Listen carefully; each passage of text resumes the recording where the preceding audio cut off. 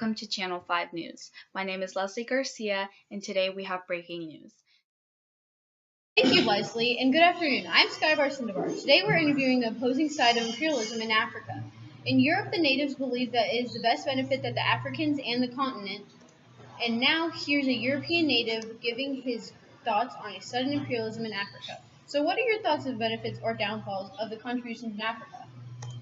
The Africans have been causing trouble ever since we started to explore further into Africa to map out the course and sources of local rivers. We built schools, medical clinics to keep them healthy, and started to share the ideas of Christianity with them.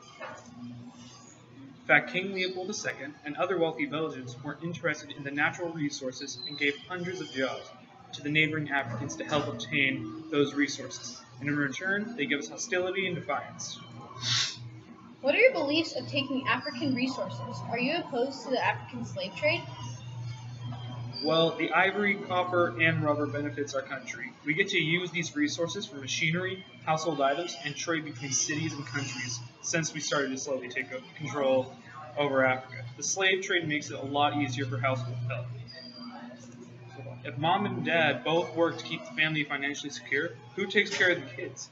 These Africans provide help and less worried days, not knowing whether our children are safe and well fed.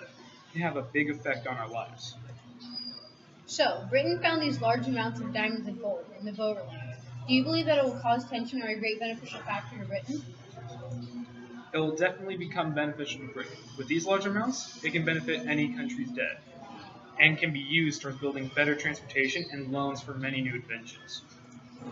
Also, it can increase trade with other countries who view gold and diamonds as valuable items. Well, you heard from the European side. Now let's interview an African native on the cruelty and harshness they face every day with imperialism in their country. Your side of imperialism spreading in your country. Well, we feel offended by the white men. We gladly allow them into our country with no hesitations, so they can use some of our resources. What we received in return was brutality. Many of our friends and families were forced to work for the white men for our own resources. We had to deal with Muslims spreading their word about Muhammad. Now the British, French, and everyone else is spreading the word about a man named Jesus Christ. And do you know about Dr. Livingstone? Well, of course, he interviewed many of our villages and people to discuss the pain and suffering we go through. He felt what many people didn't feel: sympathy.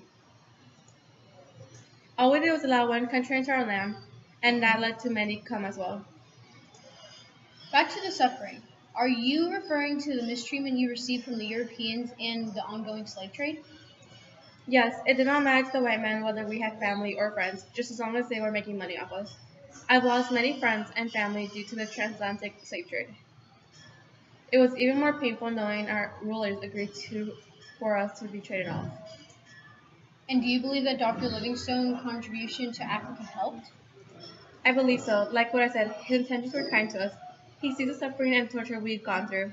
His solution is to bring kind religious people to talk about their Savior to us. Once we shared our traditions, they believed we were barbaric. They persuaded us to abandon our lifestyles for theirs. But like what I said, Dr. Livingstone brought these people to help us in order to help us. So, what about those diamonds and gold found on your land? They aren't ours anymore. When the Boer War occurred, Britain took every piece from the Boers that originally belonged to us. As you can tell, we have no say in what goes on in their country anymore. I am very sorry to hear about that, ma'am. You got it here first, folks. I'm Skybar Sandovar from Channel 5 News, and now back to you in the studio, Leslie. Thanks, Sky. As you can see, the conflict over the African land has created quite a dispute between the Africans and the Europeans. I certainly can predict that it might be downhill for the Africans because of such a very high-powered control army of the Europeans. I don't see anything good coming from them.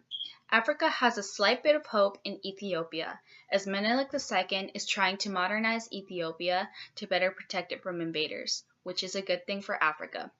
And unfortunately, is all we have time for today. I'm Leslie Garcia, and you are watching Channel 5 News.